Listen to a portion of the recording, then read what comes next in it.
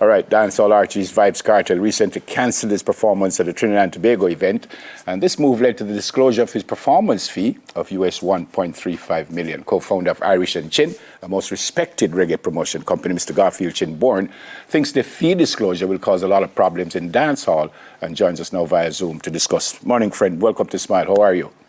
Good morning, good morning, good morning. Good morning, Jamaica. Yep. Great to have you with us this morning. Before we get into the meat of this, should the fee have been disclosed in the first place? I think a fee of that magnitude, it's not healthy to be disclosed for in our climate.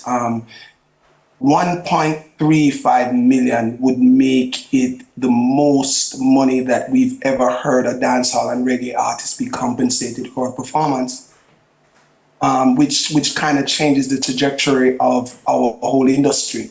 It allows the industry or the players of the industry to feel that there is more money out there to be requested, and this is why I've come to the conclusion that I've come to.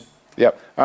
Obviously, you can't think for the promoter, but why would he have disclosed it in the first place?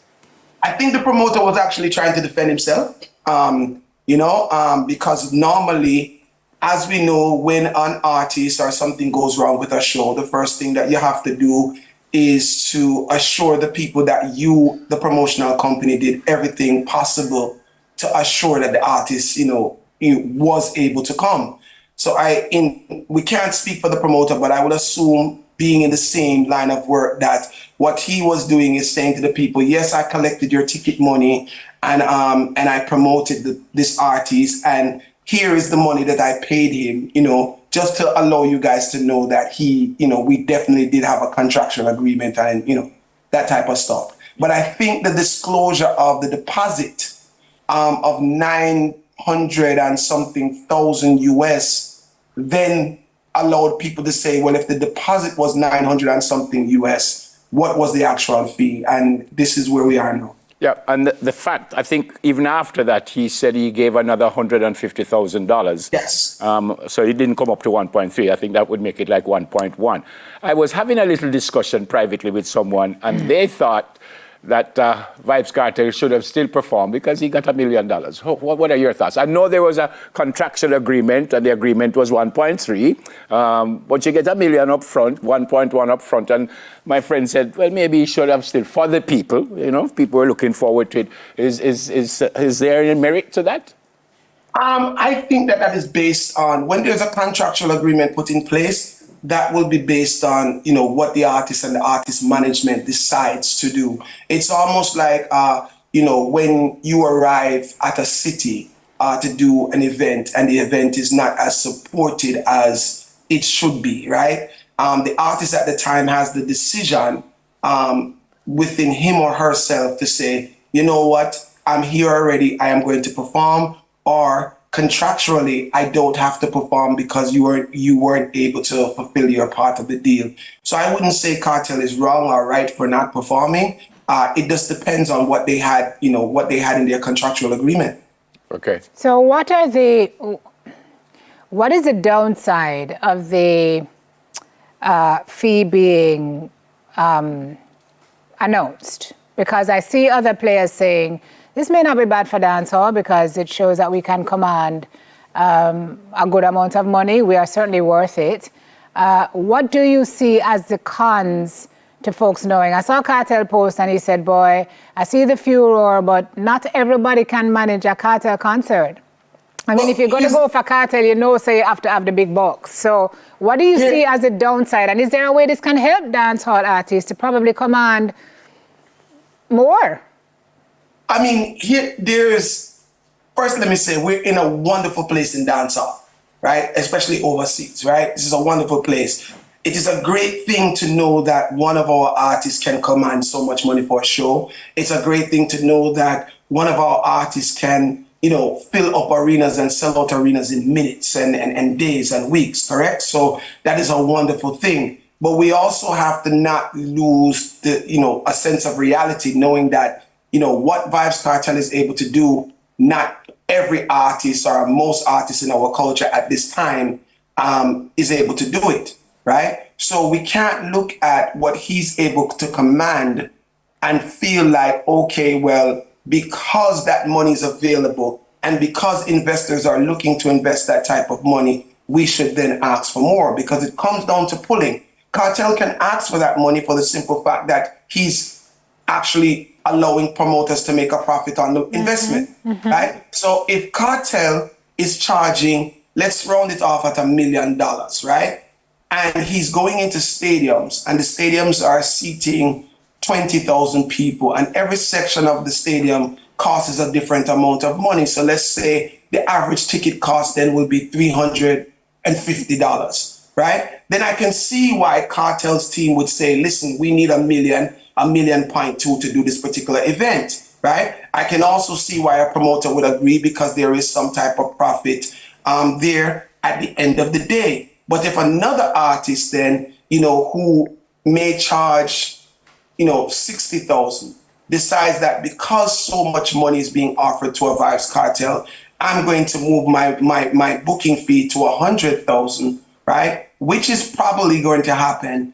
Then you have to look at that artist and say, well, what would be the difference in your pulling power? But that's a legitimate question that would have to be asked and proven.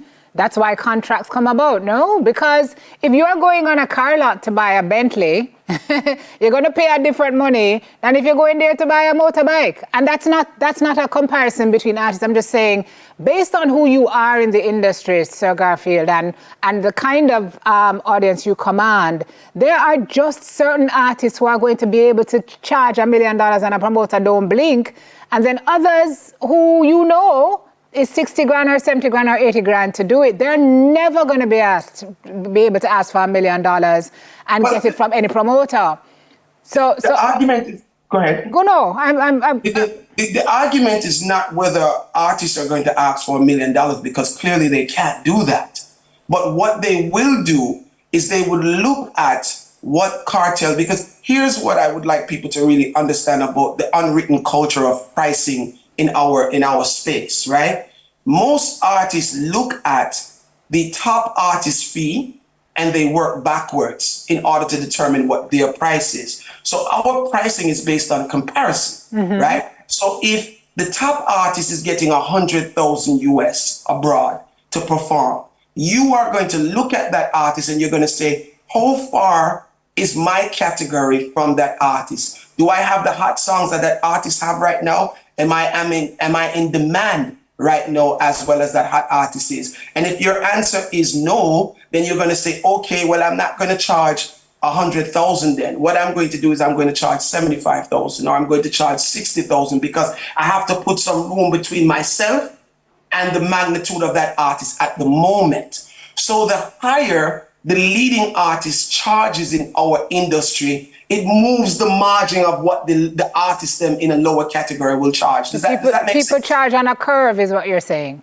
Yes, that is what it is. We charge based on what is happening in the marketplace. So if we know that the highest artist commands this amount of money and you are not a caliber of that artist, then you're looking for half of that money or even less than that. You understand what I'm saying? So do you think this is going to affect bookings for shows now? You think their artists are going to hold out? I ultimately see it happening. I just saw where the promoter from the Trinidad show released, and this is not my words, this is his, where he was basically saying that, another artist, right, was to perform, right, because Kartel wasn't going to be able to perform. And that artist and his management said, listen, we are now the headliners for the show because Kartel won't be here. So we need the money that you were going to give Vibes Kartel.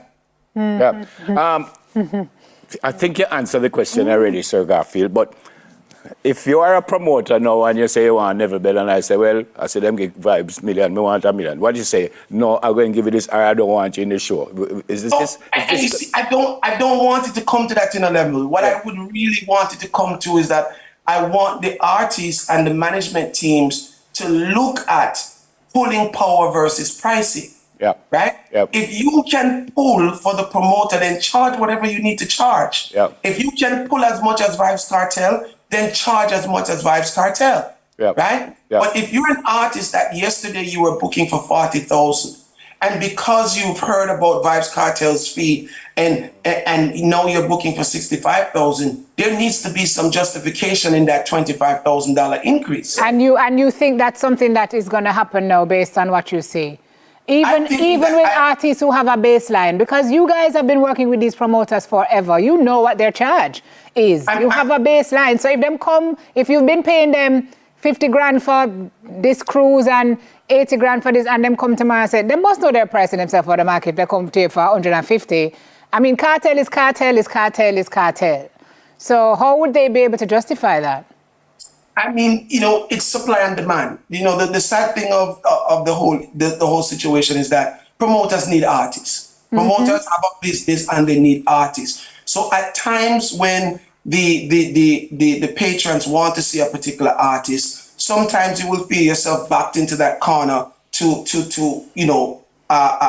kind of submit to the needs of that particular artist because that is the artist that you need to make the profit that you need to make for your business, right? It's no different than keeping a major stage show in Jamaica and there's one particular two artists where I run the whole place in Jamaica, but they outprice themselves when it comes to that particular stage show, and everyone in Jamaica is saying, but yeah, keep big show and Neverland Chinna up on the show, right? That artist is forced, that promoter is still forced to at least try to come. So yesterday the artist would have paid 50 grand.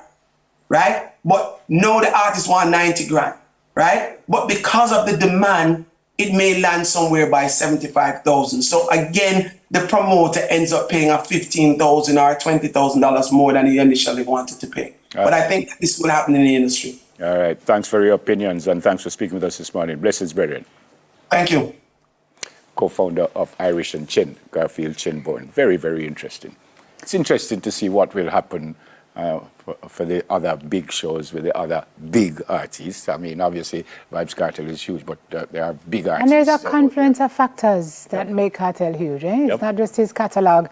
It's just all the drama, I want to say, for a better word, that has surrounded him. And, that builds value.